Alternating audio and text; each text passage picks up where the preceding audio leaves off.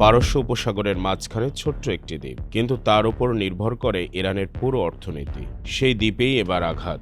একটি হামলা ঘিরে নতুন করে উত্তপ্ত হয়ে উঠেছে মধ্যপ্রাচ্যের রাজনীতি এবং বিশ্ব জ্বালানি বাজার। ইরানের অত্যন্ত গুরুত্বপূর্ণ জ্বালানি কেন্দ্র কার্গ আইসল্যান্ড শুধু একটি দ্বীপ নয়, এটি ইরানের তেল রপ্তানির প্রধান দরজা।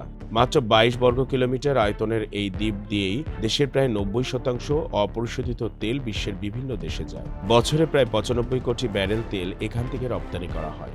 সম্প্রতি মার্কিন প্রেসিডেন্ট ডোনাল্ড ট্রাম্প দাবি করেছেন যুক্তরাষ্ট্রের বিমানবাহী দ্বীপটির সামরিক স্থাপনায় হামলা চালিয়েছে। তবে তিনি বলেন ইরানের তেল অবকাঠামো সম্পূর্ণ ধ্বংস না করার সিদ্ধান্ত নেওয়া হয়েছে। যদিও হরমুজ প্রণালীতে জাহাজ চলাচলে বাধা দেওয়া হলে পরিস্থিতি বদলে যেতে পারে।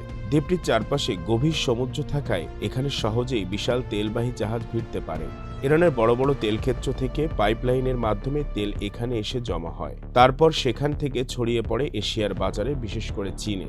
শুধু জ্বালানি নয়, ইতিহাসেও সমৃদ্ধ এই দ্বীপ। পর্তুগিজ ও ডাচ শক্তির বাণিজ্যিক ঘাঁটি ছিল এখানে, কিন্তু আজ খারাক দ্বীপ পরিচিত ইরানের জ্বালানি সাম্রাজ্যের স্নায়ু কেন্দ্র হিসেবে। তাই এই দ্বীপে একটি হামলা মানে শুধু ইরানের ক্ষতি নয়, এর প্রভাব পড়তে পারে পুরো বিশ্ব তেল বাজারে।